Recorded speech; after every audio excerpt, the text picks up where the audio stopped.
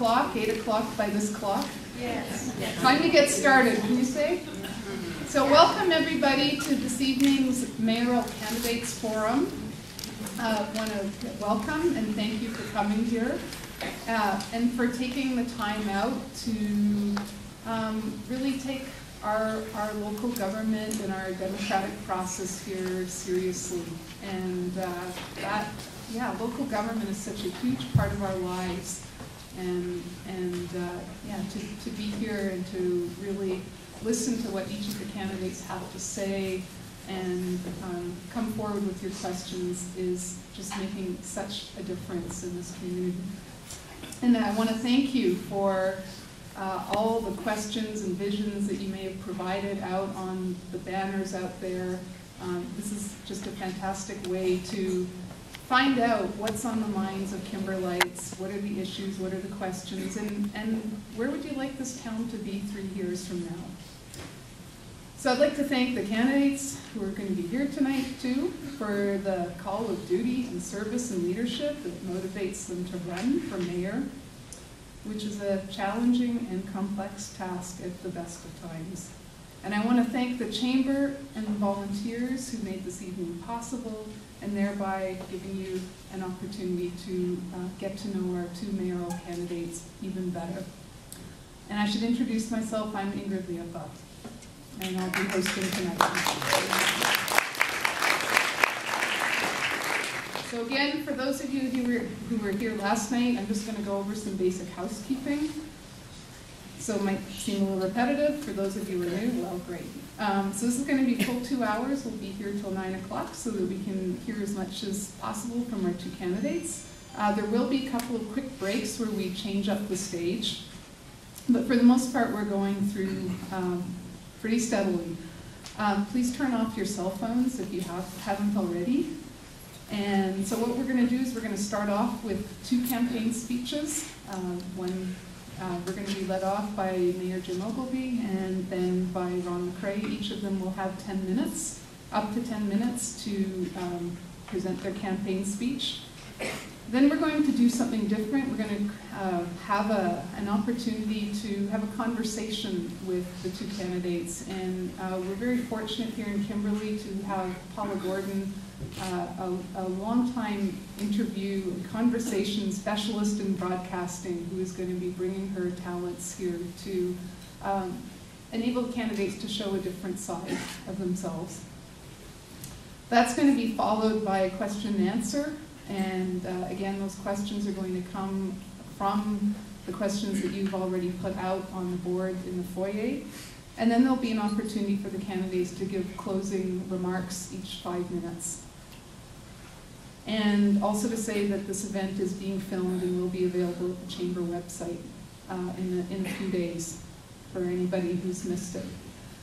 So without further ado, I'm going to remove myself from the stage and I'm going to invite Mayor Jim Ogilvie to come up and start off this presentation with his campaign speech.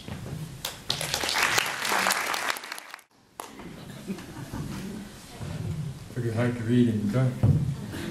Thank you very much, Ingrid. Good evening, everyone. It's nice to see all you here this evening. I hope that you can agree with me that Kimberley is a great place to live and that Kimberley has never looked better. Let's take a look at some of the things we can see as we move about our town. Kimberley looks good when you travel along the highway. Through town, we've got new pavement, new curbs, new sidewalks, and new trees. City costs $2.5 million, government $11 million. Next, we look around, we see our Rails to Trails project, which is highly used by people of all ages. The city costs $488,000, government grants $1.9 million. And if we should happen to go to the ski resort, we'll see a beautiful new $8 million conference center, which has made us the envy of every East and West Kootenai community. Our cost $1.3 million, grants $6.7. I want you to give yourselves a pat on the back, because without your support, we could not have done any of these projects. So take a little time to pat yourself on the back. Kimberley also looks good when you compare our infrastructure to that of other communities. Your city is constantly doing work on infrastructure, and over the last 2 years, we have completed 54 infrastructure projects, which includes a new water line in Forest Crown, an electrical generator and water line, a major upgrade to our library, and a new water line and pavement on Farrar Street. We have completed many projects in water, sewer, roads, trails, and buildings. In all, you can see we're doing things a lot. We're doing a lot of things to ensure that our infrastructure is in good shape. And finally, our city looks good from a financial point of view, as we have a 10-year financial plan, which will see our surplus fund increase as we move ahead in the next few years. You know, folks, it isn't that long ago that Kimberley was not looking so good, and we were headed for obscurity, like most resource-based communities. We are in fact a mining town, complete with air, land, and water pollution. Fortunately, we had a whole lot of folks who could see that our town had great potential, and so we started working together to rebuild our community from the ground up. And with the help of hundreds of volunteers, we created the community as we know it today. Some of the things our volunteers have done with help from the city are downtown revitalization, construct and operate 2 golf courses, build and operate the campground, maintain Kaminko Gardens, rescue the ski resort from bankruptcy and operate it for 10 years. Volunteers established the Life Fest, and others have established Accordion Fest. And 38 years later, some folks are still there. We also have volunteers who are working on new festivals and concerts. We have volunteers who built and operate Center 64, and volunteers built the Nordic ski trails, and others worked on the nature park. Many things have happened because we listened to our citizens and we worked together, and with them for the long term, or for the good of our community. At the same time, the city undertook the task of upgrading our infrastructure, and 2 new water systems were built to serve Kimberley and Marysville. And work has continued to upgrade our water distribution system and our sewer collection system. And so when the mine closed and the city lost 55% of its tax base, our community remained solid and property values did not plummet. Today we've regained most of our tax base, and we have converted an old mining town into a community of which we can all be proud.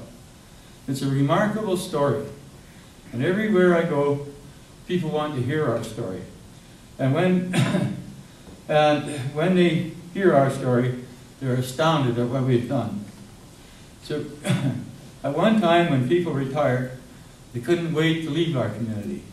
Now, when people are looking for a place to live, they are choosing Kimberley. We should all be very proud of what we have accomplished by working together. Now I'd like to talk a little bit about the election. I'm once again offering to serve as mayor of our community. I'm an experienced mayor who knows my way around.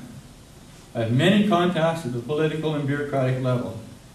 I'm always open to new ideas, and I'll work with you or your group to bring new ideas forward for the benefit of our community. I'm an experienced businessman, and as mayor I have in the past worked with staff and others during hard financial times. I think that right now we're in hard financial times, and we are likely to stay where we are until Greece, Italy, and the European Common Market, along with the US, find a way to solve the world's financial problems. At the senior levels of government, we're already facing cutbacks in programs and grants. I feel that the current economic situation will require someone with a good knowledge of local government and a person with strong leadership skills and business experience.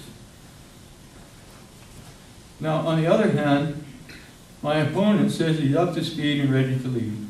I wonder how can that be? As a community, we've not seen hide nor hair of Ron for 6 years. For 6 years, he has not attended one council meeting. He never showed up for any of our workshops and public meetings on climate change and greenhouse gases. He never came to any public meetings to discuss our economic development plan. and he never showed up for meetings during the cultural scan or the cultural plan. And likewise for the public meeting dealing with affordable housing. And most recently, he did not show up for any of our meetings related to the Integrated Community Sustainability Plan. Worse yet, for the 6 years, Ron has seldom if ever shown up for community events that our volunteers work so hard to put on. My opposition talks about creating jobs. Jobs is all what it's about. But we all know that the majority of jobs are created by the private sector and small business, and not by government. Well, I do not believe this is the time for local government to create more public sector jobs. However, I believe we can create jobs by sticking to our economic development plan. We have currently a 10-year plan, which includes 23 short-term actions, and we're working on 13 at this time. As well, there are 30 medium-term actions, and we're working on 14 of them. I also believe that the recently completed Integrated Sustainability Plan will be a great assistance as we move forward in the future. I want to thank all of you who worked for many hours to create this valuable document. Now, at this time, I'd like to talk about some of our environmental initiatives that we've done. We've adopted and are enforcing an anti-burning bylaw. We've implemented an anti-idling policy for city vehicles. We have partnered with WildSite to operate a wood stove exchange program. And we've been working with BC Communities program, which provides incentives to encourage people to install hot water systems. Each year we participate in the Kimberley Basin Trust Water Smart program. And through that we encourage our citizens to adopt water conservation. We've partnered with the Kimberley Basin Trust to hold workshops on climate change and develop our communities adapting to climate change report, and thereby taking action to reduce our vulnerability to a changing climate and unusual weather events. We have signed BC's Climate Action Charter, and we're participating in the Federation of Canadian Municipalities Partners for Climate Protection program. At present, we are tracking energy use and carbon emissions in city facilities and operations. Energy efficient improvements have been made or been implemented at our library, our museum, our Centennial Hall, and City Hall. We're installing solar-powered lights on the trail network. And each year we partner with others to hold an annual Green Building Conference. Next year we'll be spending $460,000 on the Aquatic Center to reduce energy use and eliminate 150 tons of greenhouse gases per year. I'd like now to discuss our plans for the future. Of course, I'm hoping you'll support the Sunmine project, and we have one major infrastructure project that we must do next summer. We need to replace the Mark Creek flume. At present, the flume's only purpose is flood control. The rest of the year it's an eyesore, and we need to change that. This summer we'll have 3 new soccer fields. And I want to continue working with the Soccer Association to assist them with their clubhouse project. Now that our forward-looking Arts Council has obtained some land, I'm looking forward to working with them to expand Century 64. Early in the year, we'll ask the City Council to set up a Sports Council to recommend and prioritize sport projects and operate sport tournaments. All in all, I'd like to see our city remain clean, safe, and friendly. Be a great place to live, work, and play. I wish to conclude by saying, I wish to continue as your mayor, and I would welcome the chance to work with a new and enthusiastic council. Vote for me, and I will continue to work with you to build a stronger, better community. Thank you.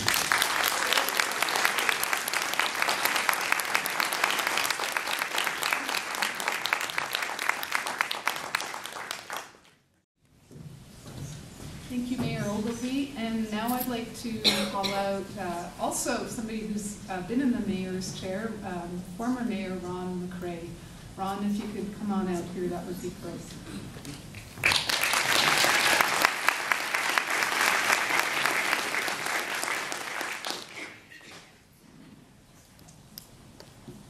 Just have to see where the timekeeper is here.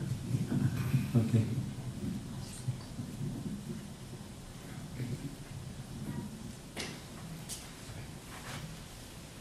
Well, thank you, and good evening, everyone. It's a pleasure to be here this evening with you, and thank you to Ingrid for the introduction. Good evening and welcome. As Ingrid said, my name is Ron McRae, and I am truly honored to be here with you to participate in this forum, a place where the residents of Kimberley can be actively engaged in the political process. My thanks goes to all of you in the audience for taking the time to participate tonight.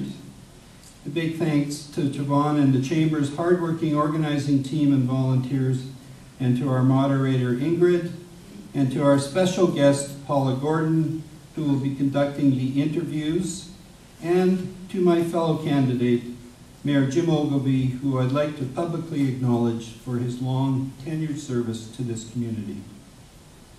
I would also like to acknowledge the wonderful people who make up my campaign team.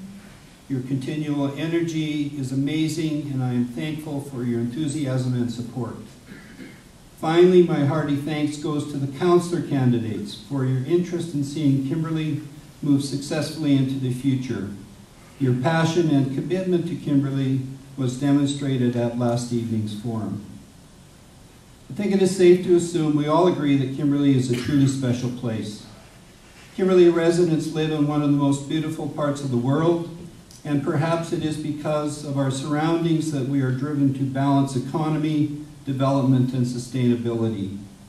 The social fabric of this community is woven together by diversity, inclusiveness, and responsibility, all of which makes Kimberley a community of choice for adventure seekers, professionals, young families, retirees, seniors, and in fact, people from all walks of life.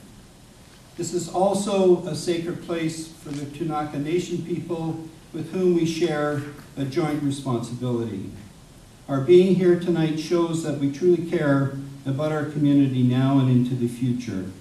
Ensuring Kimberley has a successful and sustainable future is a core interest for all of us.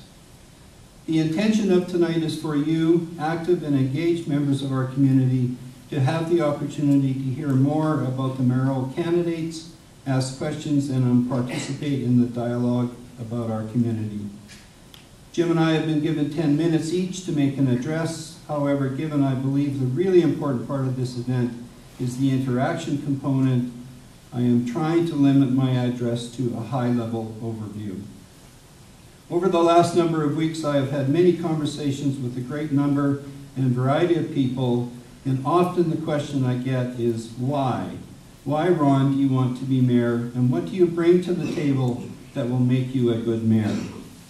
There are many reasons for my choosing to pursue this path, but fundamentally, I believe that given my passion for this community, experience, professional career, much of what has been in administration, strong business acumen, and a vision allow me the necessary skills to be an inclusive and successful mayor, one who will work with the residents of Kimberley in charting a collective course. We can navigate through the challenges and come out successful. We can create a lasting legacy for generations to come, and we can reach our full potential. In answering the why question, Kimberley is not only the place I come from, it is the very core of who I am. I was born in Kimberley, went to school here, was a Cub Scout here, tromped its forests, skied its slopes, and truly believe I have benefited by growing up here. It was by thoughtful choice that Wilma, my wife of 40 years, and I came back here to raise our own family. It is with great pride that we now have the opportunity to see our young grandsons growing up in this community. When I was a youngster, Kimberley was a different place in many ways. It was a mining town with primary industry, but what remains constant is the community spirit and connection that we all share. Kimberley is no longer a mining town. We have transitioned from primary industry to new economies, and Kimberley continues to evolve.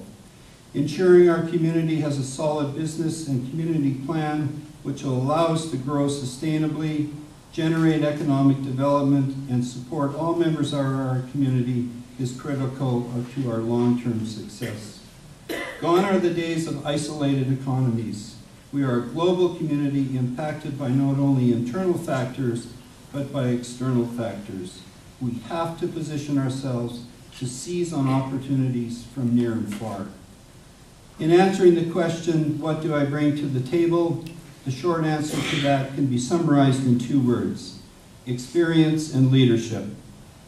My entry into politics was in 1999 when I was elected to a councillor's position, followed by the honor of being elected mayor of Kimberley in 2002. During my 6 years as councillor and mayor, I developed a solid understanding of the legislation applicable to municipal governments, including a clear understanding of the powers, limitations, and restrictions governing city councils.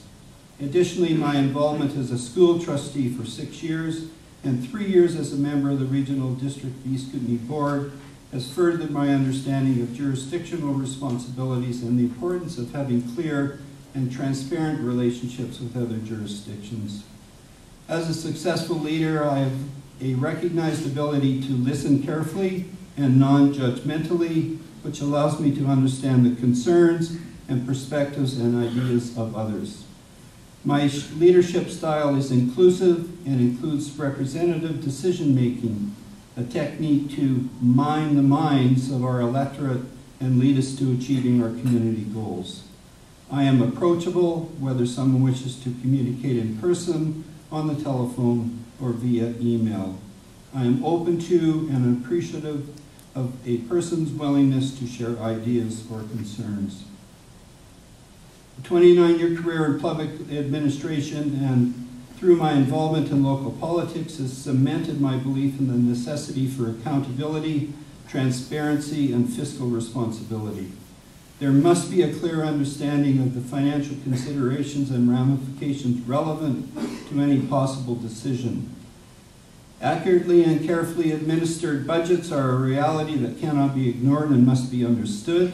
I have many years of experience in dealing with budgets and have the good sense to rely on experts when needed. Now is the time for this community to focus our energies on how we can utilize our resources, natural and human, in ways that will promote economic sustainability through diversity and ingenuity. City staff as well as citizens need to be recognized and appreciated for their demonstrated strengths and talents, and when necessary, other experts must be brought into the planning and decision-making process. We must look into all possibilities for attracting and retaining industry and business to our community, and we must do this in a very thoughtful, targeted, and strategic way. For this to happen, it will take patience, planning, determination, and teamwork. Another key question I often hear is, what will you do upon taking office? Well, that I can answer with certainty. In partnership with the council, we will need to identify priorities, the priorities that you, the residents of Kimberley, have identified, and then build a solid strategic plan with key staff. Under my administration, I am committed to personally ensuring clear communication flows from the city to the residents and vice versa. Working together has never been more important than it is today. We live in a very different world than the one we did 40 years ago, and we have to be poised and be ready for future growth in the new economies yet to be explored. My definition of success for this evening will be that each and every one of us walk away tonight feeling enthusiastic, inspired, and engaged. I want you to see yourselves in the political landscape and feel inspired to be part of the climate of change that is necessary for Kimberley to evolve as a vibrant and successful community. Thank you.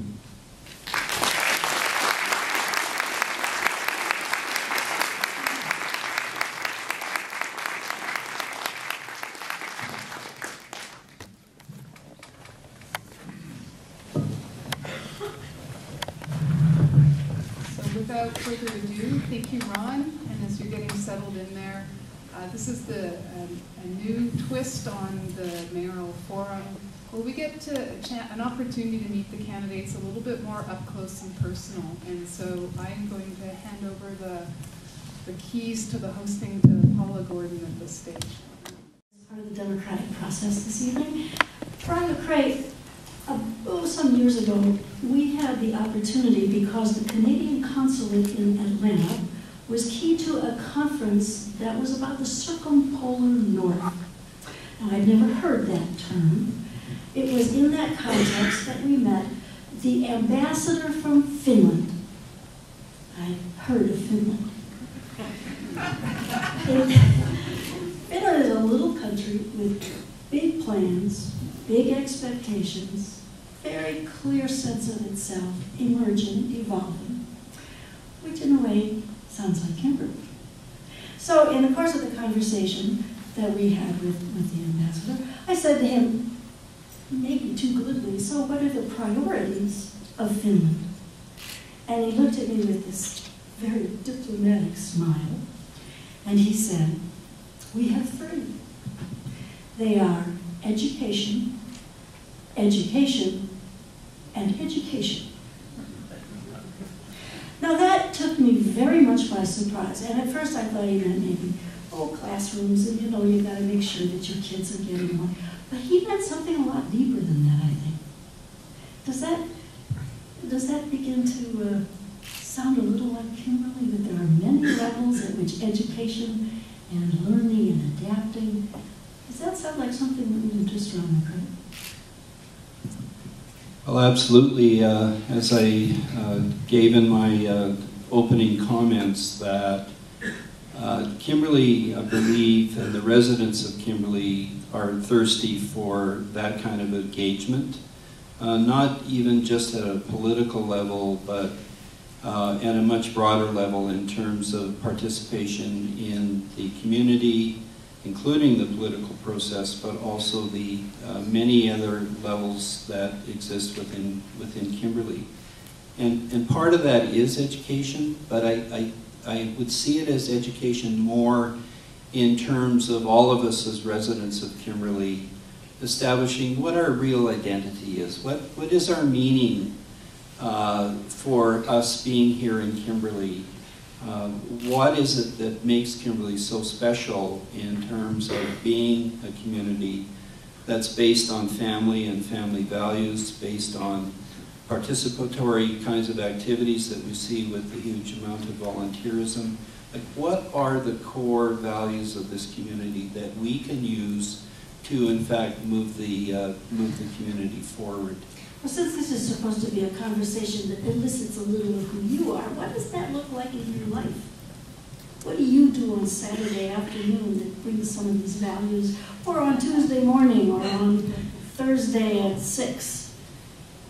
Very much these days it revolves very much around family. As I had mentioned in my opening remarks, we have two wonderful grandsons. I don't suppose they're cute. No grandchildren are cute, right?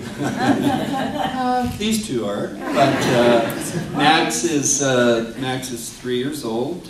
His parents, Brody, our daughter, and Dominicus. And Aylin is 2 years old with Annalisa, our older daughter, and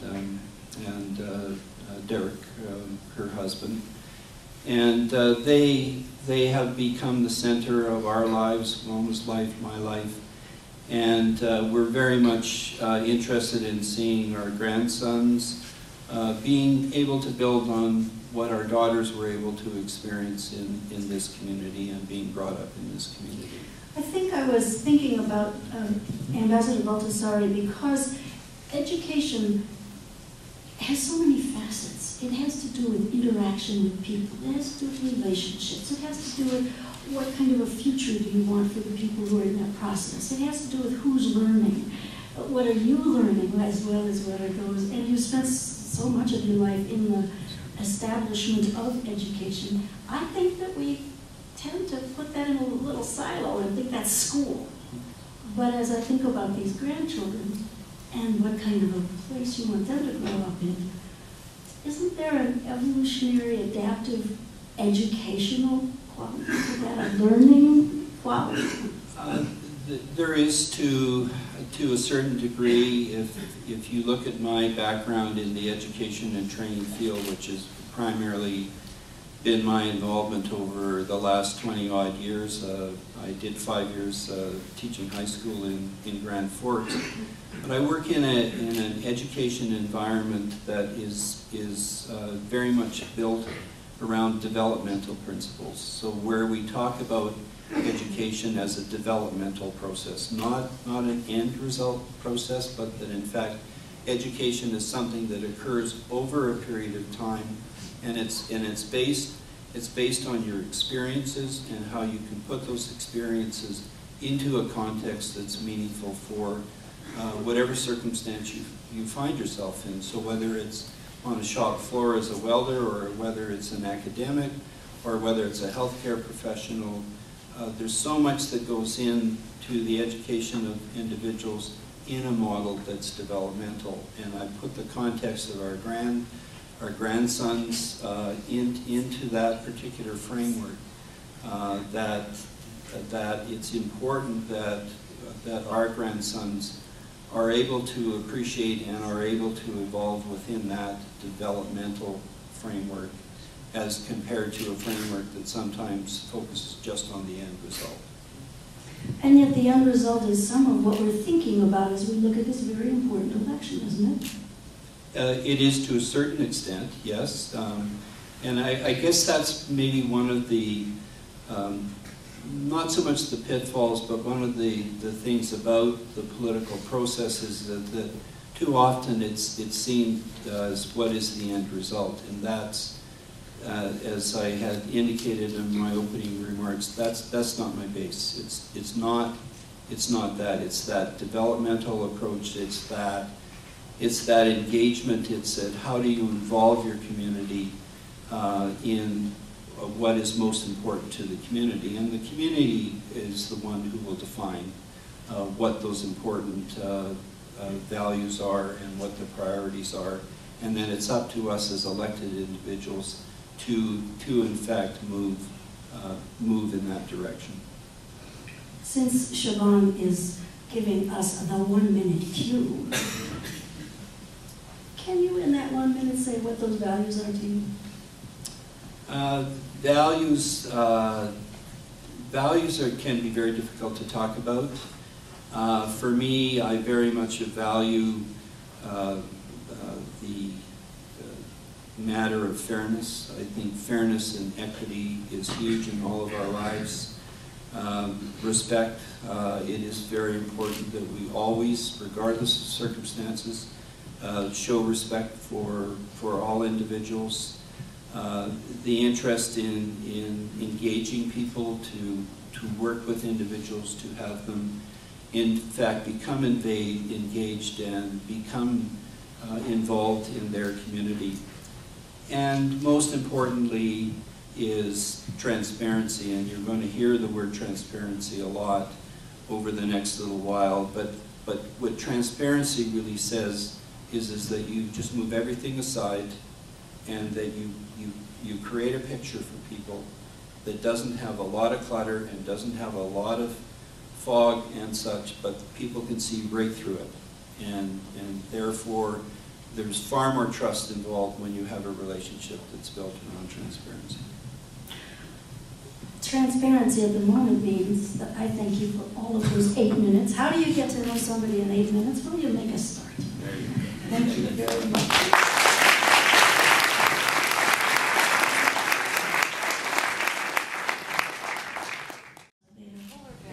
The order has been determined both in the opening and in this section that we will next be with Mayor Jim Ogilvie.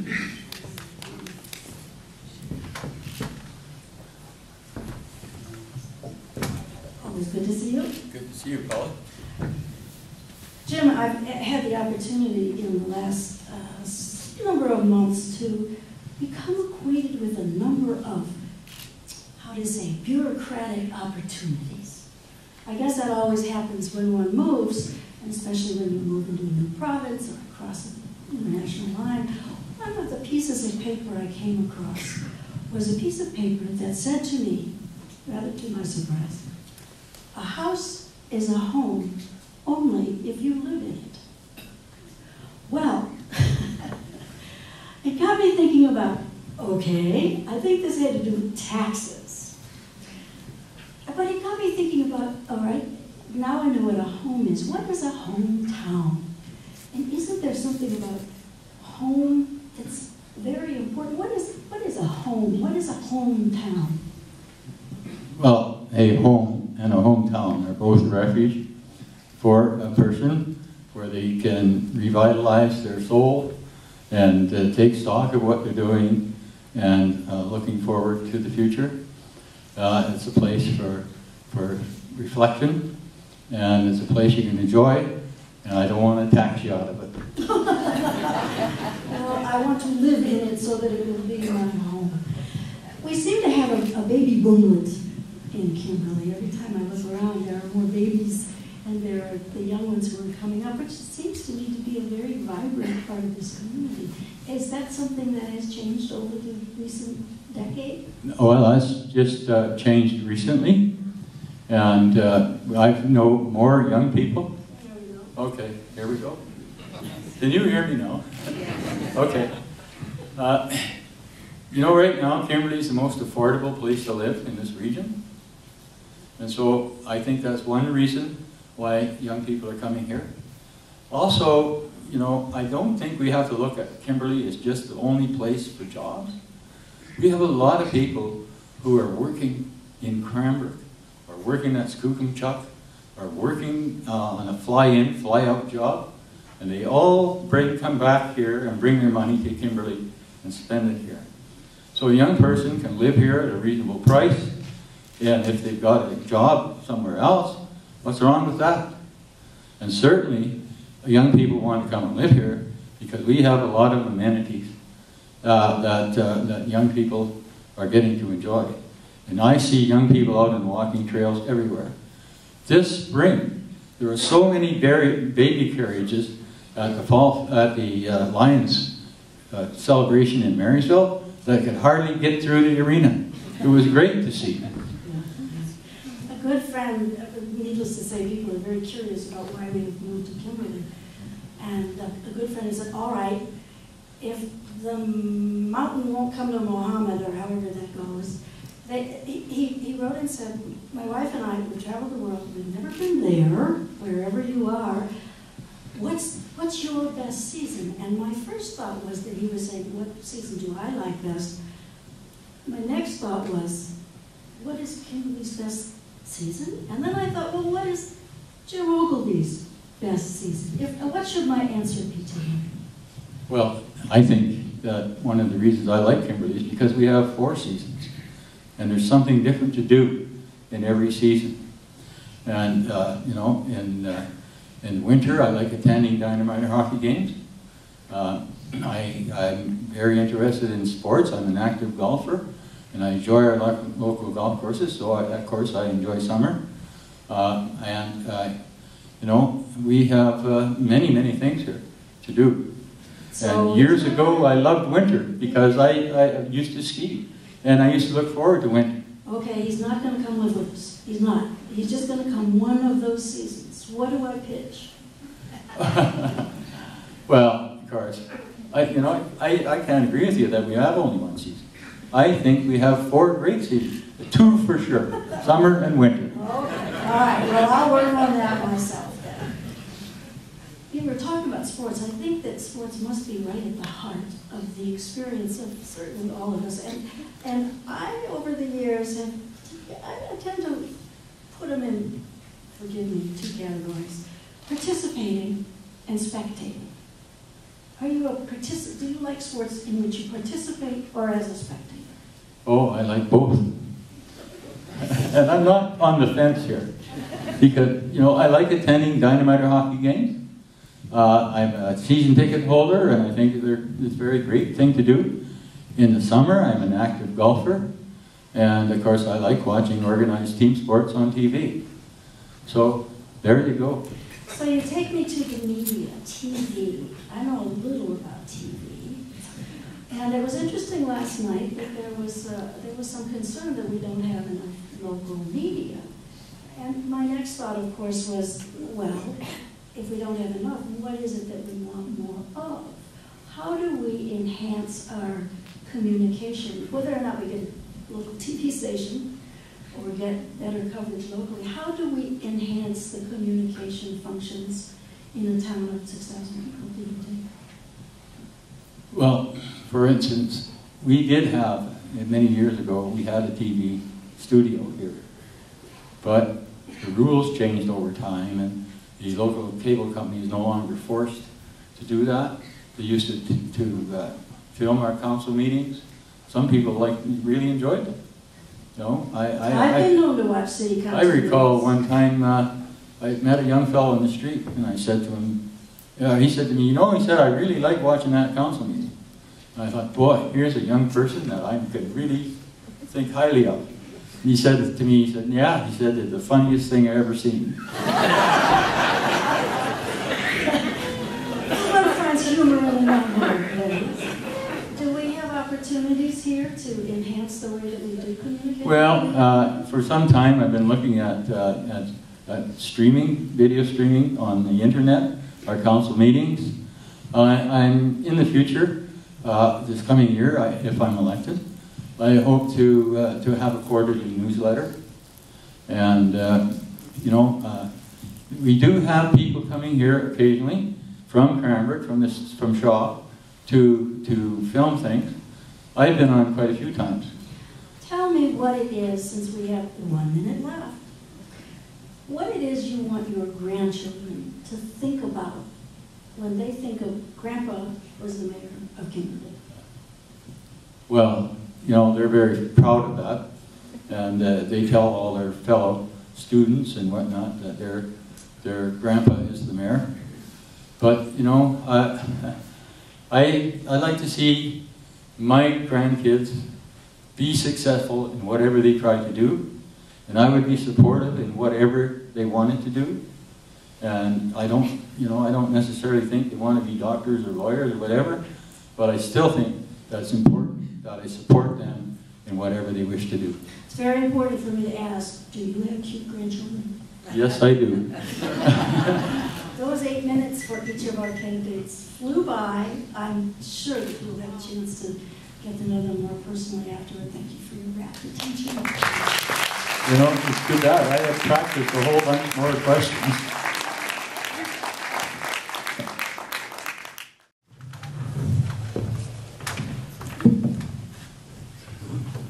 All right, so we've got a good hour for questions and a nice healthy stack of questions.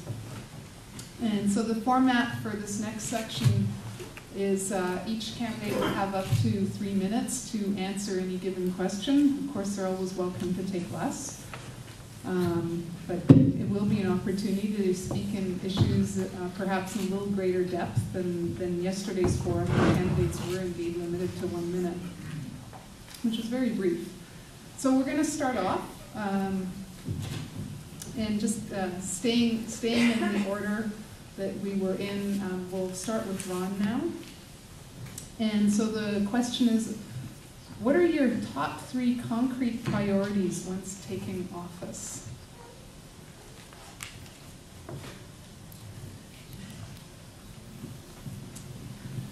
Thank you, Ingrid.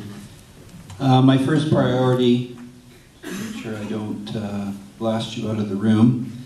My first priority is to meet with the newly elected council and to have all of the councillors, along with myself as mayor, be very clear in terms of what our goals and objectives are as individual councillors, as well as myself as mayor, and also collectively what we would like to achieve over the short term, mid-term, and long term.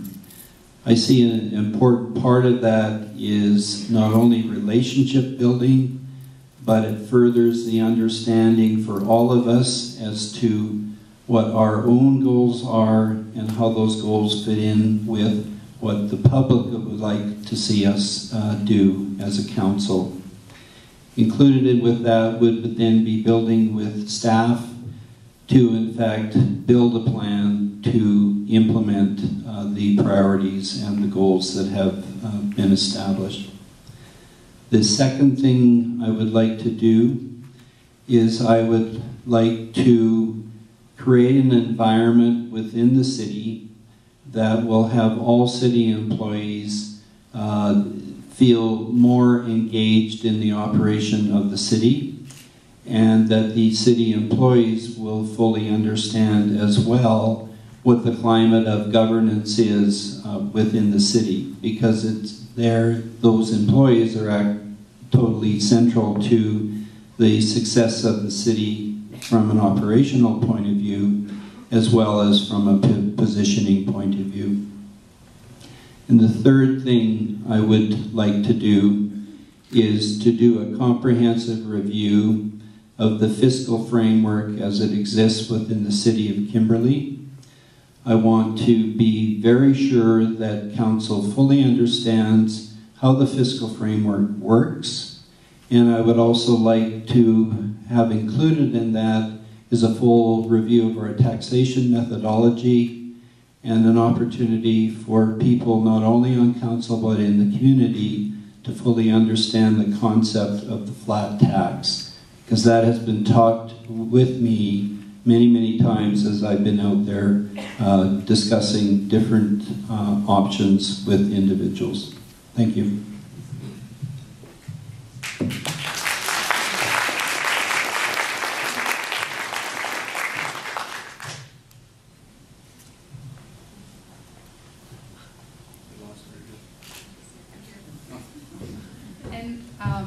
Yeah, just for clarification, the questions, we'll have both of you answer each question. So I'll read the question again, and that is, what are your top 3 concrete priorities once taking office?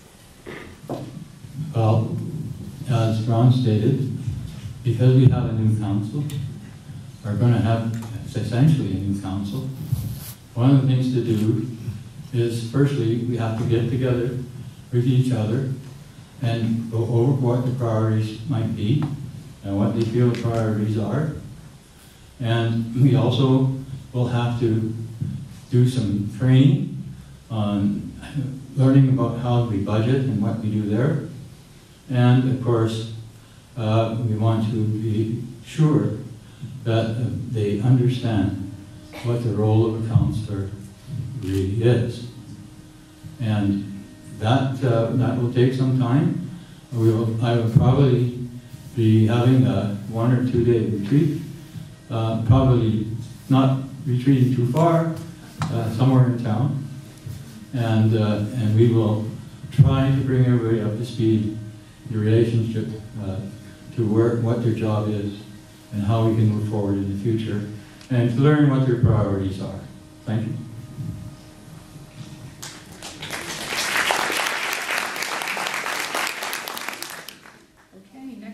And then we're going to just keep reversing the order so that each one gets a chance to go first and then last. So next question is, what will you do to encourage the Lions Project up on Church Avenue and to find sites closer to town for handicapped and low-cost senior housing? The town site is inappropriate for wheelchairs and scooters, etc. in winter, and access to town is without alternative. Okay. Without alternative transportation requirement is very preferable. Does that make sense? Yeah, it makes sense to me. Okay. Well, okay, I will read it again, because I'm just trying to get the second sentence here. So what will you do to encourage the Lions Project up on Church Avenue and to find sites closer to town for handicapped, low-cost senior housing? The town site is inappropriate for wheelchairs, scooters, etc. in winter, and access to town without alternative transportation requirement is very preferable. okay. Now, not everybody is familiar, but the Lions have a very good project underway, and they've been working on it for some time. But when the economy turned around, they had to change their plans, because one of their plans was to to finance their development by selling half the units and keeping the other half open for rental. However, it got to the situation where people couldn't sell their homes right away, and of course, then you couldn't have the people buy the units. So they decided to rethink that. And now they're looking to put up some rental units, and they've got a very nice plan, and it's on Church Avenue. It's fairly close to Lyons Manor, as where Lyons Manor is now. We've discussed the project with the Department of Housing, and it's my understanding that we're very high on the list, and that Lyons will be going forward, if they can, with Central Mortgage and Housing. It's a great site because it is closer to town than any of the other sites that we have. But at the same time, we are now talking with BC Transit about improving our transportation system and making it more accessible, especially for seniors. You know, if you got a car, you don't need to have transportation. But I just met with a lot of people this afternoon who don't have access to transportation, and especially on weekends. And so we were very high on the list for having some improvements to our transit some 3 years ago. And we thought it was going to happen. And then, for some reason, the government fired the people in charge of transit, and the whole situation changed. And now it looks like we're getting back up on the ladder again. We're close to having some changes happen. So, you know, and two things. We're assisting the Lions in any way we can. And we're looking to close part of the street off, and we'll assist them with the services and so on.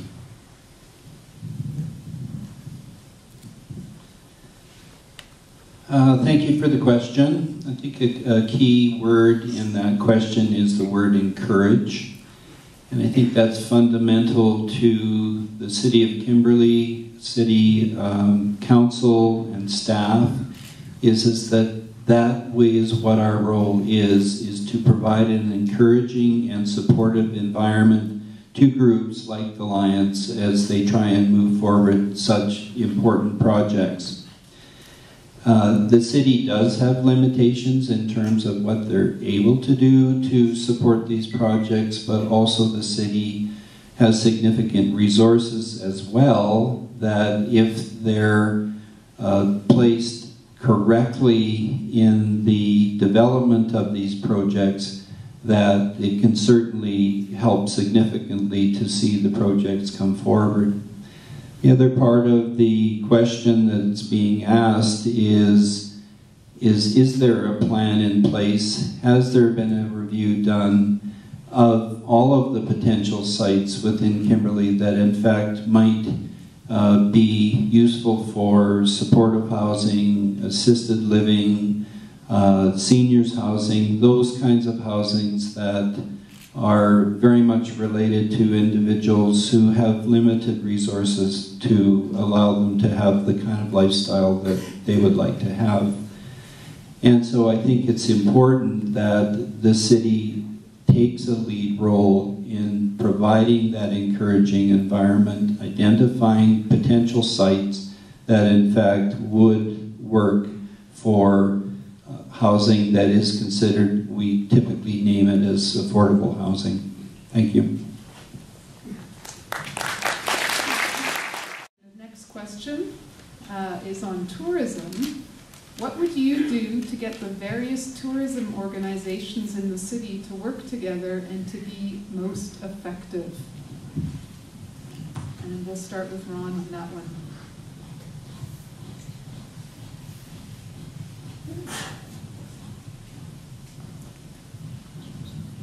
Key part of the answer to that question is relationship building. It's critically important that we all understand what our roles are, what is fundamental to the various organizations that do exist in Kimberley to support the tourism sector. And it's, as I say, it's all about relationships. and to fully understand how you bring people together to work towards a common goal is to make sure that you create a climate that is safe and a climate that has trust built into it, that allows people to express their ideas and their opinions in an open and understandable manner, and that they will not be judged for their opinions that they're expressing. And once people come to a point where they feel that they're safe in expressing their thoughts, their ideas, their opinions, then there's very, very much that can be accomplished. It is difficult in a tourism-based community to find the common ground, but it also speaks to the need for city council and mayor and staff to work with the different components in our community to create that collaborative working relationship. And even though the various organizations may have different goals, those goals all relate to the tourism sector, and therein lies the trick, is to have everyone embrace that common goal. Thank you.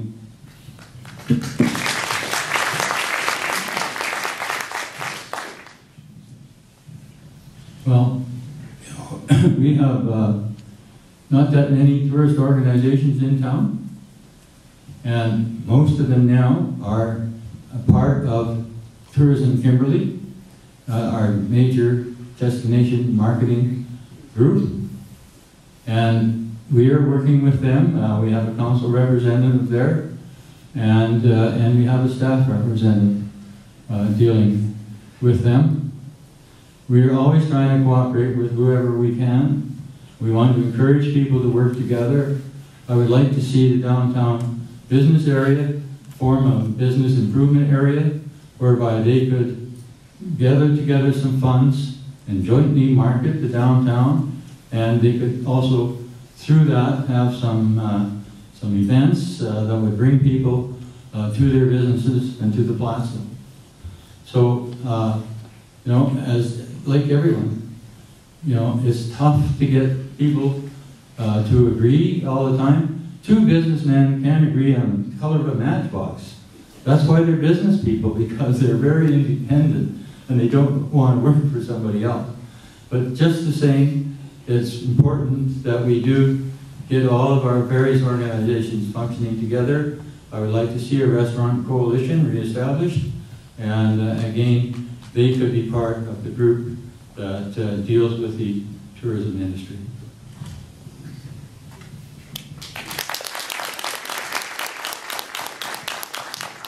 Thank you, and we'll have Jim leading off this question.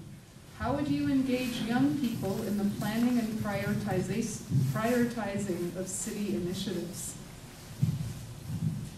Well, it's very, very hard to get young people involved today, especially young families, because in most cases, the husband and the wife have to both work, and so they don't have a lot of time to get involved in the community, and as a result, we're not finding a lot of young people turning up for various initiatives that we have.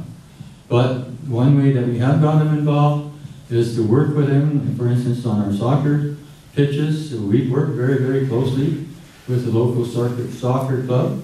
We provide them some funding, and we've done some work for them, like installing water and sewer to the site.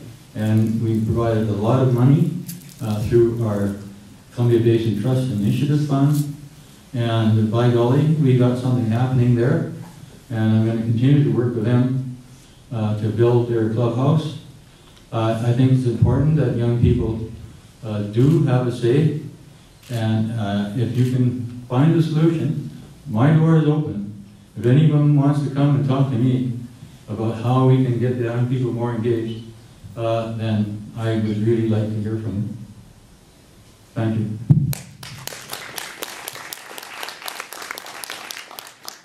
Excuse me, Ron, just a bit quieter this time. Thank you.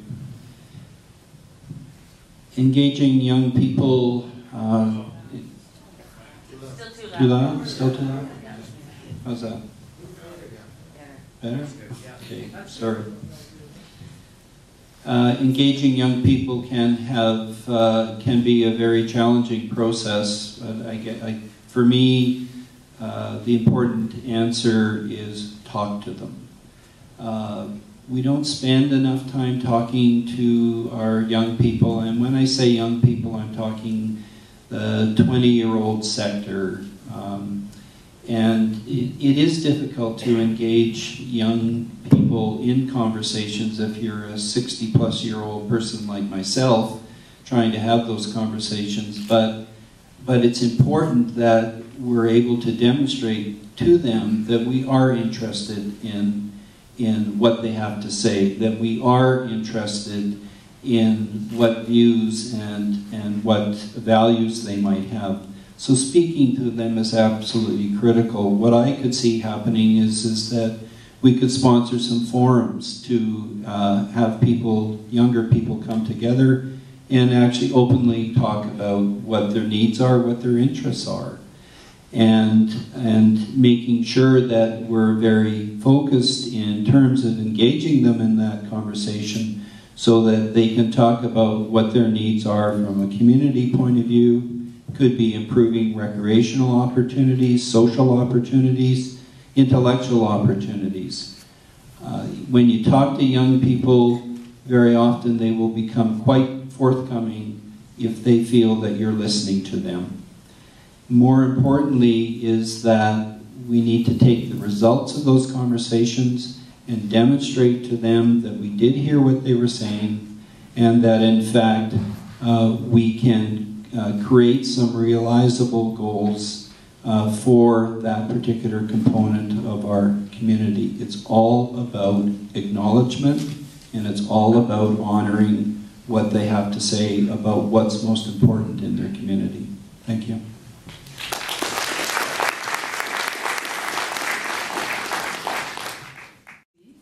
How important is digital literacy to Kimberley's future?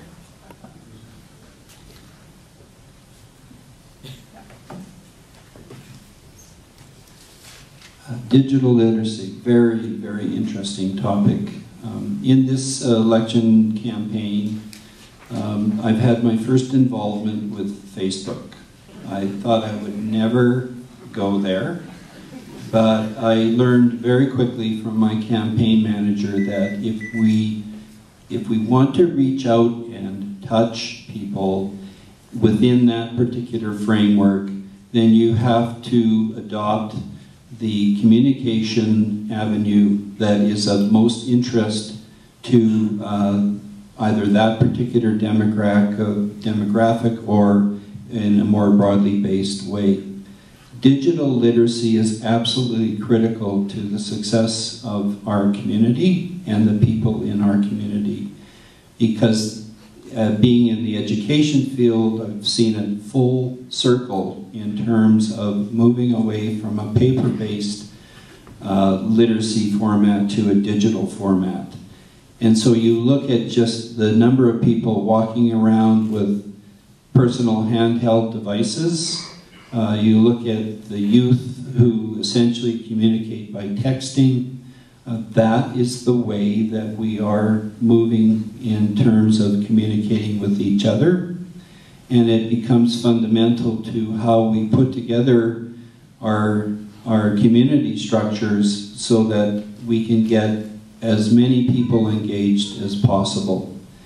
If you look at the youth, you look in our schools, you see that we have kids who are in grade 4 and grade 5 who are far more digitally literate than myself in some respects. And so it's really important to recognize the importance of that as a communication tool, and I think it's really important for the city of Kimberley to recognize that that's one of the ways that we can increase the transparency of local government when it comes to communicating with our constituents. Thank you.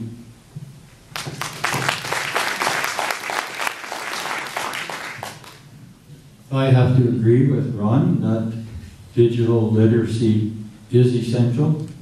I happen to also agree that we have to take advantage of that in any way we can at the city.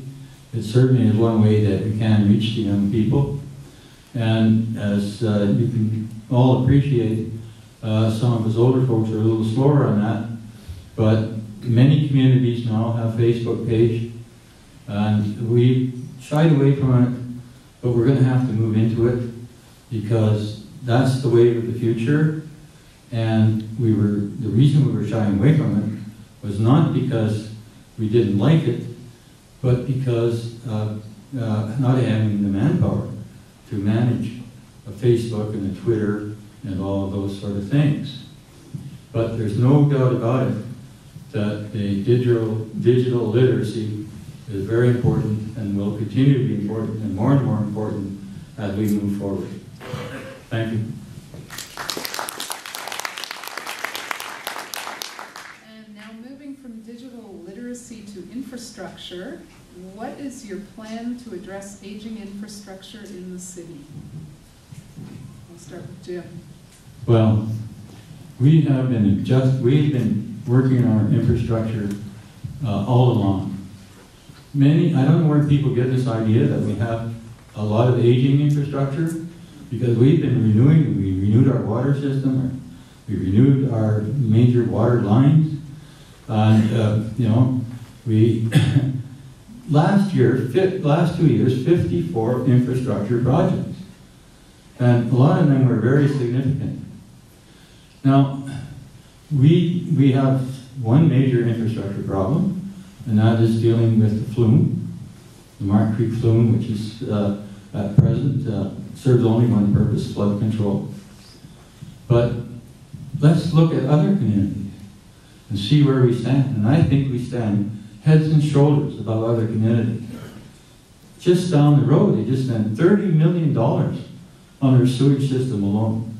And they've got a lot of work to do on their roads, their water mains, their sewer mains, and so on. And, it's very important that we keep up our infrastructure. And if you want, I'll read out all 54 projects. But I don't really want to do that here tonight because I can't do it in 1 minute. But anyway, I want to assure you that as long as I'm here, we'll continue to work very hard on our infrastructure.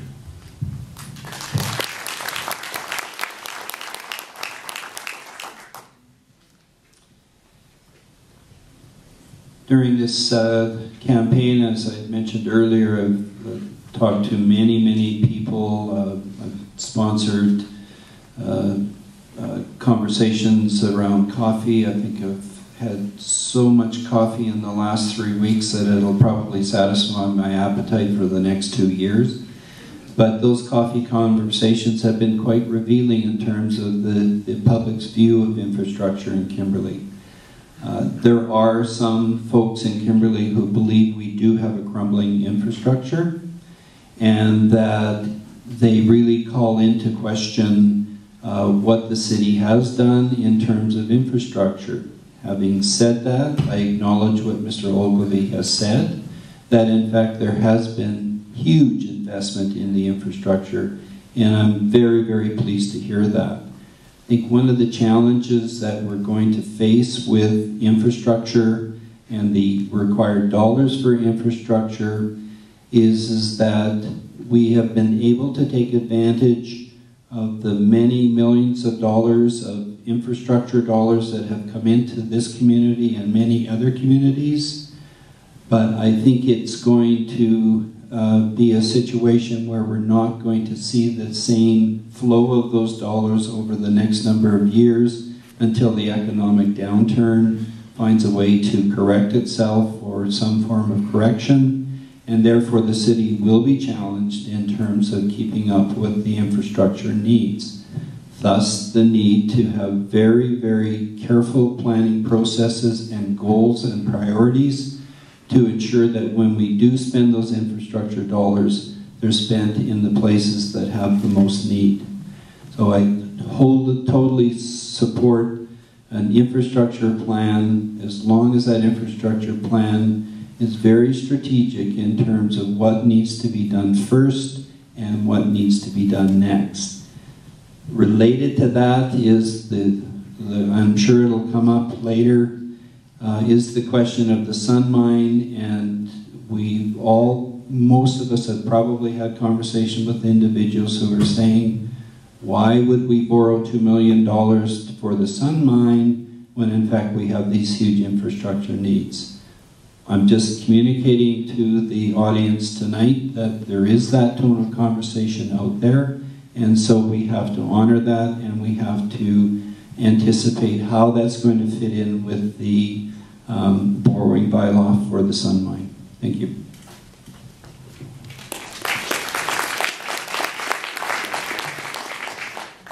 So both of you have sat in the mayor's chair, and both of you are now seeking the mayor's chair. And the question is, what would you do differently this time as mayor?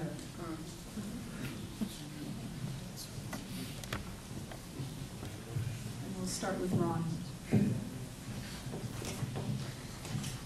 Why am I surprised that this question's come up? No, I don't think so. Anyway, as most of you know, I was mayor of Kimberley for 3 years, 2002-2005. Yeah, I would have to say it has been one of the more rewarding experiences in my lifetime. And I very much look forward to being able to regain that experience and work with my community. What would I do differently this time? I have to be very honest and open and say that I do pride myself on being a good listener and a good communicator.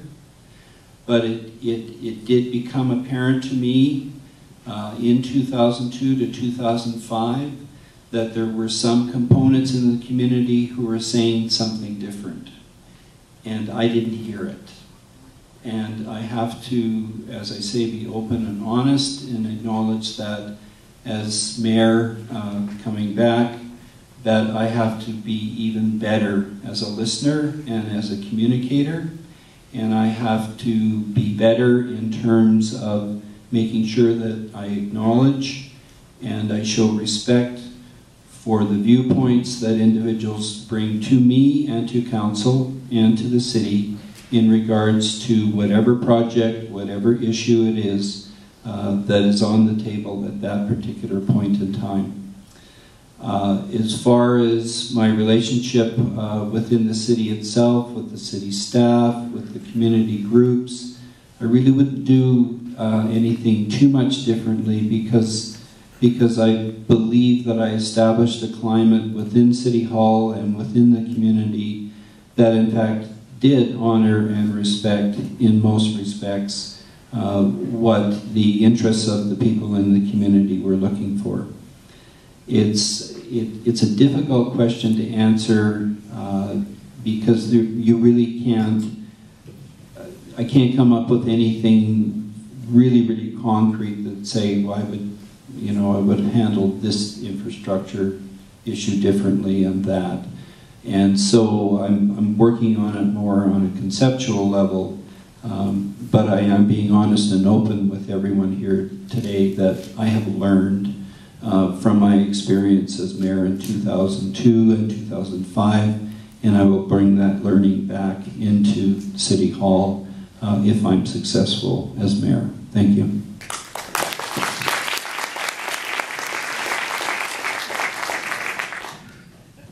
Well, you know, as mayor, I'm always looking for new opportunities. I'm always looking to see what other communities are doing. I'm looking for new ideas. You know, I think they're good. I'll do my best to bring them here to our community. We've done a lot of planning, as was stated. We need to planning about what we're doing on our infrastructure. We have a plan that tells us what we need to do in terms of our roads. We have some plans that tell us what we have to do in terms of our major services, such as water and sewer. And, you know, I learned a lesson too. When Ron became the mayor, I learned a lesson and I came back with a whole different attitude. And I'm open and I'm willing to listen, and I'm willing to work with anyone. My office is open every day. All you have to do is phone City Hall and find out if I'm in, and if I'm in, you can come right down and walk right into my office. And I also am looking at finding ways to communicate better with the public, because I'm finding now that with the limited time that we get in the newspapers, the limited time we get on radio, and not having any local TV, we have to find a better way to communicate with what we're actually doing. So I'm looking at utilizing our internet a little bit better, looking at upgrading our website more often, and I'm also looking at a quarterly newsletter. Thank you.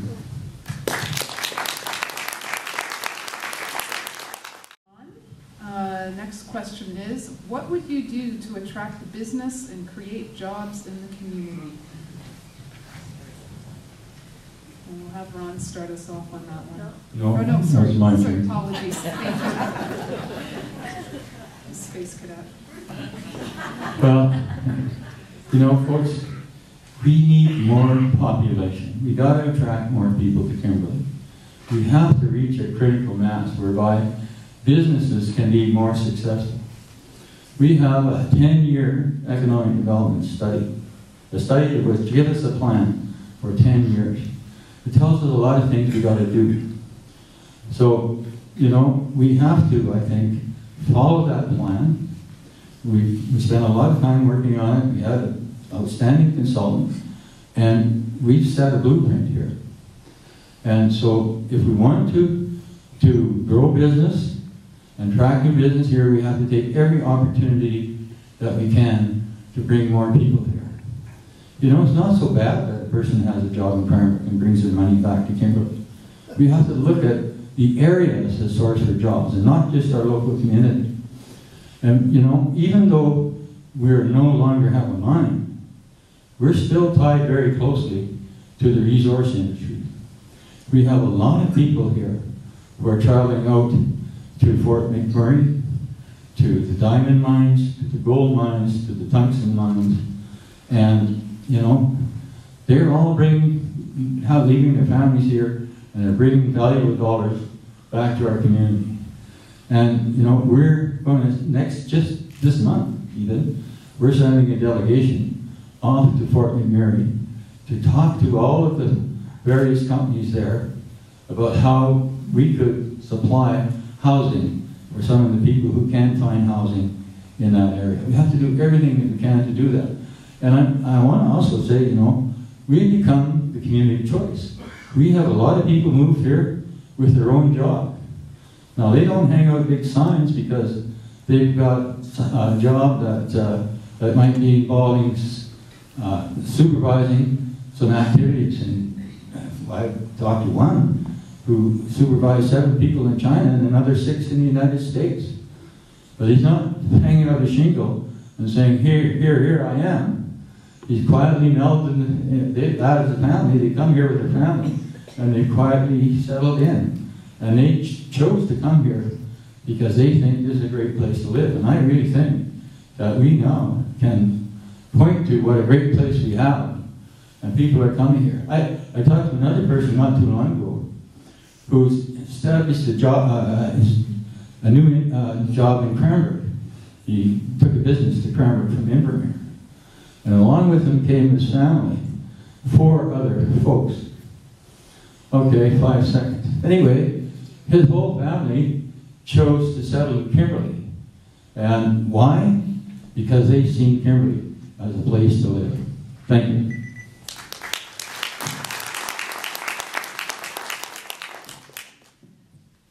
Certainly this is one of those most often talked about items as far as business and business vitality, as well as what I've talked a lot about with people, and people have talked with me about jobs. And it is a difficult conversation to have because it is a very challenging environment out there in terms of competition for jobs.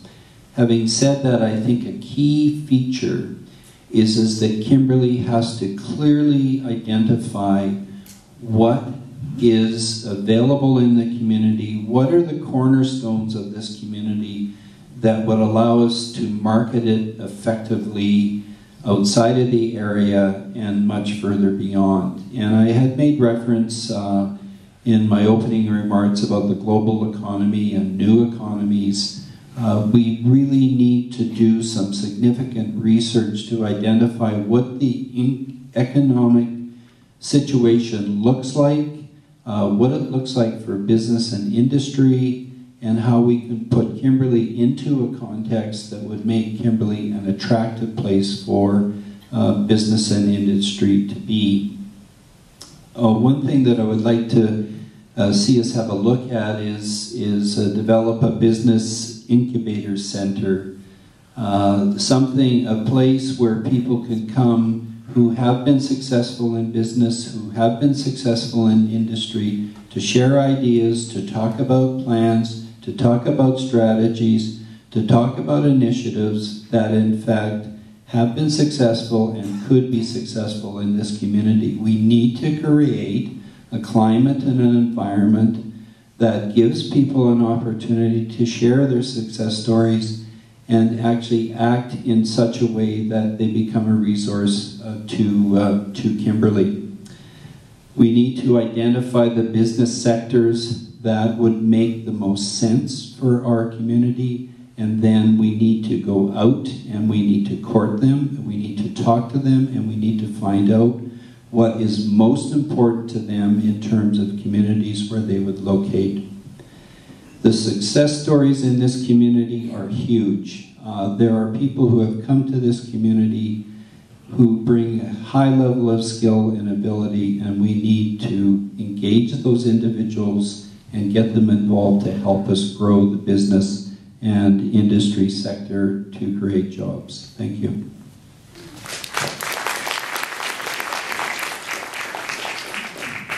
And staying in a economic track here, we're going to move to the Sun Mine. And so the question is, what is your position on the Sun Mine project?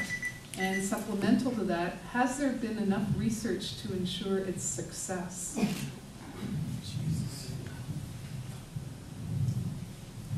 Yeah, we'll have Ron lead off. Okay, thank you. So I support the concept of the Sun Mine. I have to applaud the city for taking the initiative along with the other partners to put the work in to determine if the concept does fit with our particular area, and certainly it does. The Sun Mine could act as a stepping stone for Kimberley as the green economy continues to emerge. What I need to be assured is that, in fact, all of the technical studies have been done, that those studies have been cross-checked and it has been determined, and I was pleased to see that the city engaged Focus to, in fact, take a look at the data that had been put together, as there are so many questions out there by people asking questions of me about the Sun Mine, and I'm not in a position to answer them. So I'm pleased to see that the city has taken the initiative to make sure that people are fully informed in terms of what the Sun Mine is all about. I need to be further reassured that the business case for the Sun Mine, in fact, is a solid business case. That, in fact, there has truly been done a cost-benefit analysis on the Sun Mine and how it fits within a 25-year context. The Sun Mine is a great idea, and I want to make sure, and if I become mayor with council, we will make sure that the due diligence is in place before, if the borrowing bylaw is successful, and I do hope it is successful, that in fact that borrowing bylaw will not be implemented until everyone is assured that in fact it is a viable concept, and that it can be brought to reality without any cost to the taxpayers.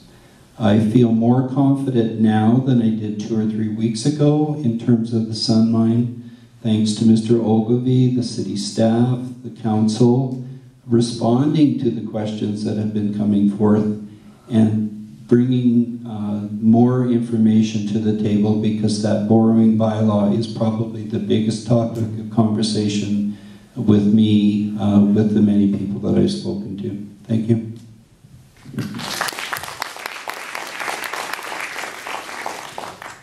Well, of course I support the Sun Mine. After all, I've been working on the project for 3 years. This project came to us by a foundation that runs around the country looking for projects that have some environmental values and which would be good for communities. They are funded by a legacy fund that was put forward by the federal government, and they looked at this project and brought it here. One of the things one of the reasons that I was open to listening to this proposal was the fact that when we were doing our climate change adaptation studies, some of the scientists from UBC who were here happened to mention that we had a great site for generation of solar energy, and it was exactly the site that we're on today. Now, as a business person, if I could find a project that would make money right away, pay off the loan and make money right away, I'd jump at it and I'd go south for the rest of the year. But anyhow, this is a good project. It is a sound project from a business point of view. It will pay off the loan and the interest and make a profit right from the word go. But having said that, also, we made a commitment that we won't proceed with this project until it is in fact proven, undeniably proven, that it's feasible and reasonable and there is a business case. Now, because we have a couple of government grants here, we will have to, we can't just go out and build a project. We will have to call tenders. And we will call a tender that says, look, we want you to build this project within our budget, and one that also produces the power that we have, and produces our revenue projections as we have it, and we'll go forward from there. And in any case, you know, this is a great project. It has some real value to our community. If we become the first major solar community in BC, that will have great publicity for us. And as Ron says, it may lead us into the green economy. And it also has potential for expansion. And I'd like to say also that this project has already been checked out by the provincial government ICE program, that's the Innovative Clean Energy Program, and it's also been checked out by at least 3 other entities, and Tech Cominco is one of them, and Tech is supporting it, and they were the ones that built the test plant for us. Thank you. The question here is, what are your views on the Municipal Auditor General? So that's me. Yeah, that would be you. Well, you know, already the city has the most rigorous checks and balances, most rigorous of all governments. All city governments have very rigorous checks. We have to audit every year. We cannot operate at a deficit, and you know, we all have to employ treasurers and so on. You know, the government likes to regulate us to death. And I just see this as another expense, because the auditor will come into town and he'll look at your books and he'll do all the things the auditor we're already paying, we already have on the payroll, is doing. But we won't be able to get rid of our other auditor. So, you know, it's a way of deflecting attention from what the government itself is doing and pointing a finger at the municipality. And I think it's a waste of money. Thank you.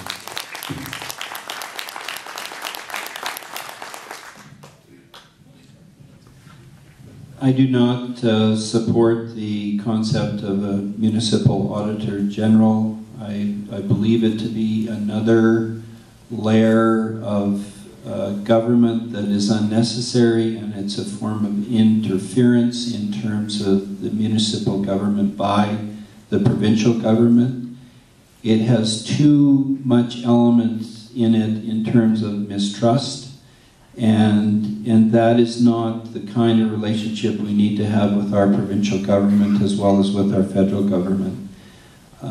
As has been pointed out, there is already a rigorous audit process in place that the city has to comply with, a process that I'm very knowledgeable with, and it has sufficient safeguards built into it so that the tax-paying public are appropriately protected from anything that the city might do that would step away from what would be considered to be normal accounting practices. So I do not support the concept of municipal auditor general. Thank you.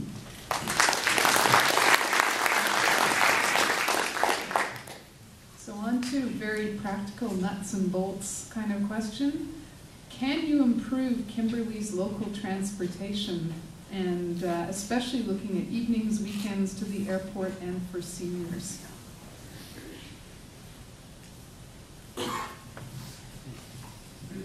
Certainly, that is a goal for myself, and I know many other people. Again, it is an area of conversation that comes up on a regular basis. It's very much tied to what relationship we do have with BC Transit in terms of the kinds of services that are provided, and I think it really.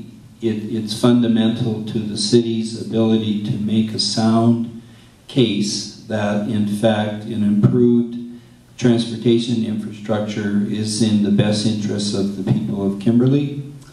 That bus infrastructure, transportation infrastructure needs to be very focused and very directed in terms of how it meets the needs of those individuals who are challenged with the existing transportation services, and that in fact a solid review of what our local needs are, internal needs within the city of Kimberley as far as what those services should look like, and also building on that, how does that fit with other services, example, interior health services, in regards to the transportation of people within Kimberley and also outside of Kimberley.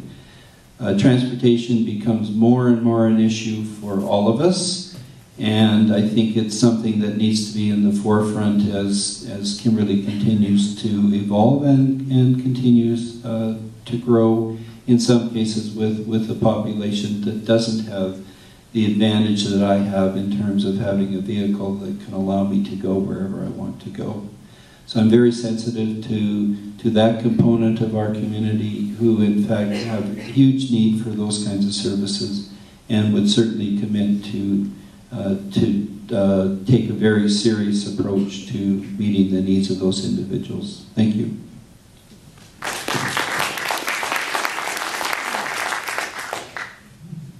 Well, I'd like to say that we are taking a very serious approach to this.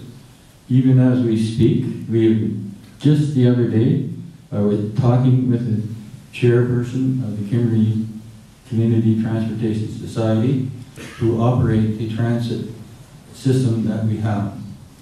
And I know that there is some need to expand the service for weekends. We know that we need to identify the other needs that are in the community, because we do have a lot of times where we're taking people to the swimming pool, for instance, and we pick them up an hour ahead of time, and it really doesn't match their schedule very well. So we need to make some adjustments there. We're talking with BC Transit now, and we want to expand the transit system, but you have to bear in mind that there's limitations, because every time we expand the service, you have to pay some more money out of your tax dollars to do it. We've had some discussions also with the City of Cranbrook. We asked them if they sit down and cooperate with us in terms of doing some regional transportation. And we got turned down right away. And I can understand that, because they're running a transit system that's got only 1 or 2 people sitting on the bus most of the time. But that's not the case here. The people who are using our transit system have a real need for it. We haven't got oversized buses. We can do more. We're going to shift some of the times that the buses now run and possibly move into the weekends. And there is going to be, as I understand it, a shuttle service for kids to get to the ski resort in the winter. So we are trying to work very hard on this. We know it's a problem, and like Ron, we have to meet the needs of the community, and especially those people who don't have their own means of transportation, or a friend or neighbor who will transport them to wherever they have to go. Thank you.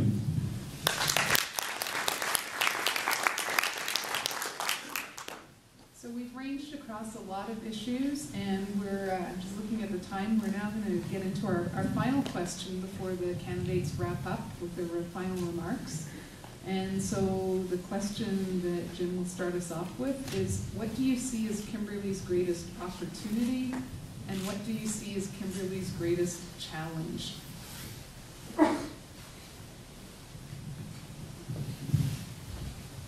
Well, we all have challenges, and we have to identify those challenges and deal with them.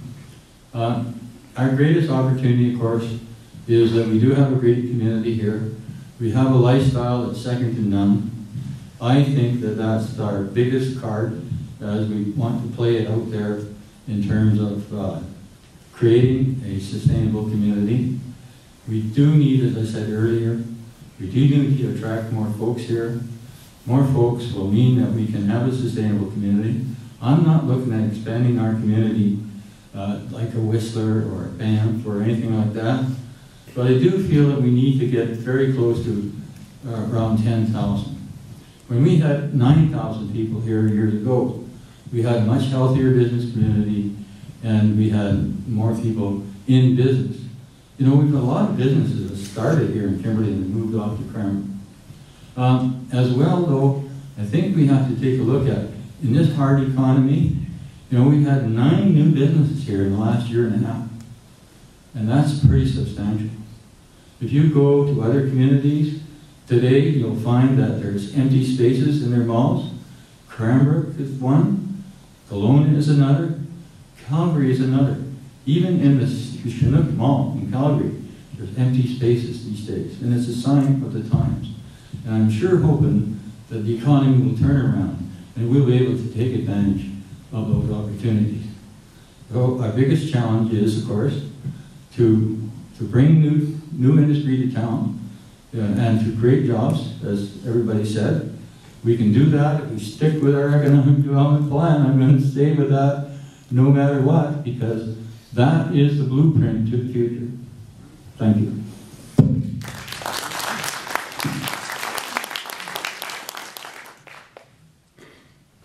For me, the greatest opportunity for Kimberley are the people who are sitting in this room tonight, and those who are not sitting in this room but consider themselves to be citizens of Kimberley. We are all our biggest resource when it comes to the future of this community. And we have certain segments of the community that need to be encouraged to become more involved and more engaged in the community, and we need to honor the resources that we have in this community when it comes to the people who consider Kimberley to be home. There are people who have come to our community because of what it has to offer, what's available to them in terms of recreation, but they've also come to our community because they want to be engaged and they want to be considered to be part of the community.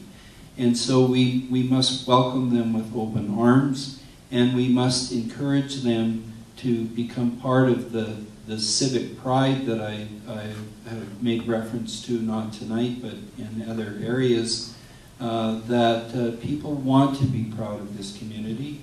And I'm not saying that people aren't, but I think that becomes our biggest resource. It's you, and it's myself, and it's Jim, and it's everyone else who sees Kimberley as home. And I really think we need to engender and encourage people to talk about Kimberley with pride and with confidence. The greatest challenge for me is change. Change is all around us. It's just not unique to Kimberley. It's unique to all the other communities in the province and in the country. A challenge creates real difficulties for some of us, myself included at times, but we must be resilient. We must accept the fact that change is inevitable, and we as a community must determine how we're going to manage that, deal with it, and use it as an opportunity for growth in the community. Thank you.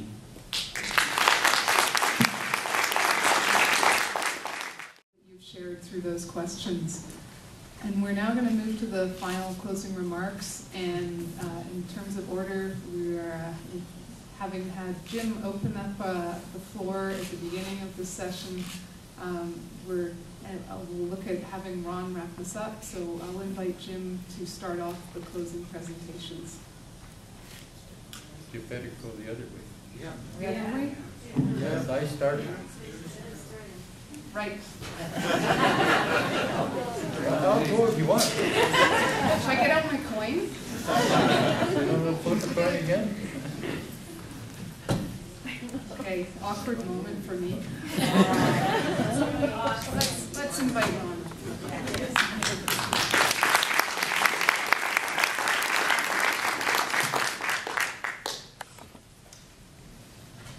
Well, this has been a very interesting evening for myself, and I'm sure it has been for Jim.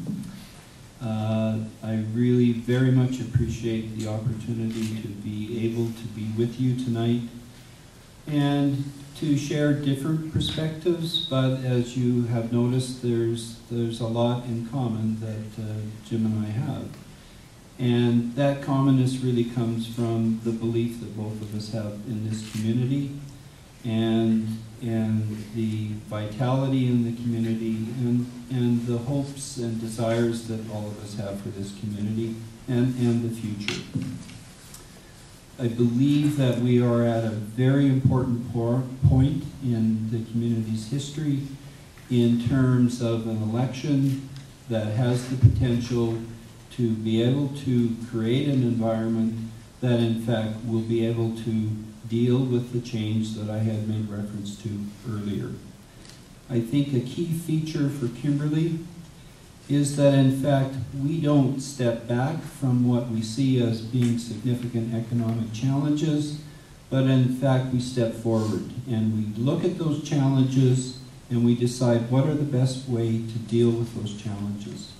The global economy situation is a reality that we all have to come to grips with. And coming to grips with doesn't mean status quo, doesn't mean, okay, we need to find a safe place to be until it all blows over. The reality is we need to understand what's happening on the economic front, and we need to have the right approach to be able to deal with that. And the right approach for me is that we see the challenges that are out there with the economy, with all the other aspects of challenges that communities face. We see them as opportunities. And if we don't see them as opportunities, then those opportunities will go somewhere else. So we have to present ourselves as a community that we're nimble, we're flexible, we're resilient, and that in fact we can move forward in spite of economic conditions, in spite of challenges that we see from our own provincial government and our federal government. It is time for us to take very, very strategic and very structured approaches to the challenges that we do see, and it's critically important that we all come together and we all become engaged so that the community can grow and be stronger than what it presently is. Again, thank you all so much for coming out tonight, and I do look forward to having some further conversation in the foyer once we're done.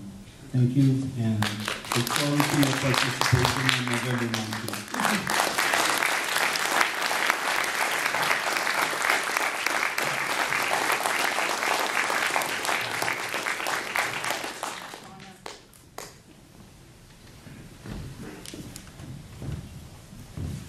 Well, I'd like to begin my wrap-up by thanking the Chamber. Thanks to Ingrid, thanks to Paula, and thanks for all of you coming out here this evening. You know, we've been meeting challenges for many, many years, and we're going to continue to meet challenges.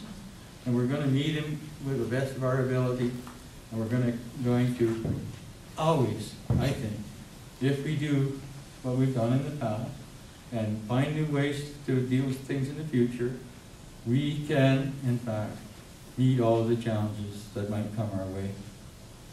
I want to talk a little bit about our future. I want to talk about Mark Creek. Next year, we need to work on the Mark Creek flume, which has served us well for many years in terms of flood control. However, the rest of the year it does little or nothing to enhance our quality of life. It's my hope that we can remove the cement walls and place large rock in the bottom and along the banks. We could use the large boulders to create pools and small waterfalls. We could also plant trees and have a walkway along the bank. I also believe that this is possible to create a kayaking facility which could be utilized during high water. I believe by doing the fix-up in the way I described, we can have flood control as well as a beautiful waterway through our town. We have in our budget for next year a $460,000 energy retrofit for the Aquatic Center. The retrofit will save us $30,000 per year in energy costs. Some have asked why the various changes were not done when the facility was built. The answer is at the time of construction, it was known that solar panels could be done, put on the roof, but to reduce the cost of operating the center. But because of the cost of the facility was severely over budget at the time by $1.2 million, the advisory committee recommended that the solar panels not be installed until funds were available. However, brackets for solar panels are already on the roof, so we're going to add them. We're going to do much more though by modifying the airflows and improving the heat exchangers and so on. Our aquatic center is a great asset for the community, and we need to take advantage of this opportunity to reduce our energy costs and our carbon footprint. As I said earlier, we're going to work with the Soccer Association, as we have done for the past 3 years. We've contributed over $100,000 overall to this project.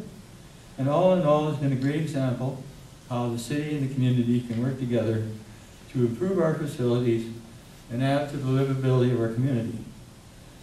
Of course, this overall project is not yet complete, as the Soccer Association has plans to add a clubhouse to the Purcell facility. Water and sewer have already extended to the site, and we'll now begin working with the Soccer Association to find funds for their clubhouse. This year we were able to paint our arena. However, we did not paint the north wall because we have a plan to replace the north wall, which was installed many years ago, and as a temporary wall because the original plans called for one more section on the arena. To date, the arena has served the community well, and an additional section has not been needed. Now we need to replace the temporary wall with something permanent, which would include a walkway that would permit people to safely walk completely around the arena for exercise during the winter months. as I said earlier, our infrastructure is in much better shape than others, and we can keep it this way by continuing to repair and replace our water and sewer lines as needed.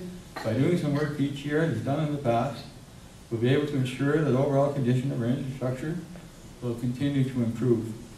Next year, we're planning a major improvement to some of the key roadways. Let's keep Kimberley in the forefront when we compare our infrastructure to that of other communities.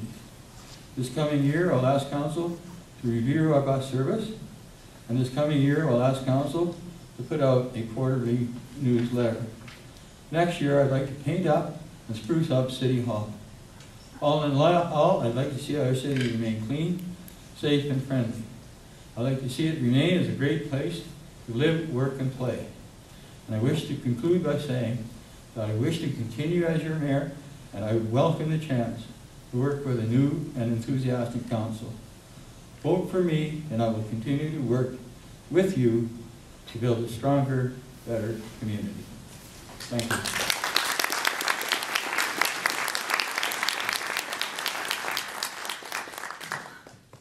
So I'd like to have all of you join me in giving both Ron and Jim a really big hand for everything.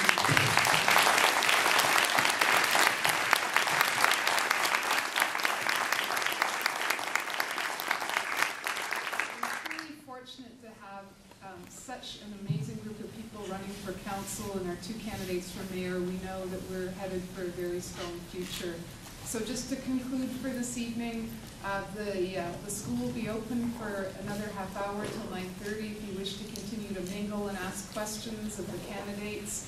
And also don't forget on November 16th advance polls and November 19th please vote and get everybody else along with you out there voting. Thank you so much. Good evening.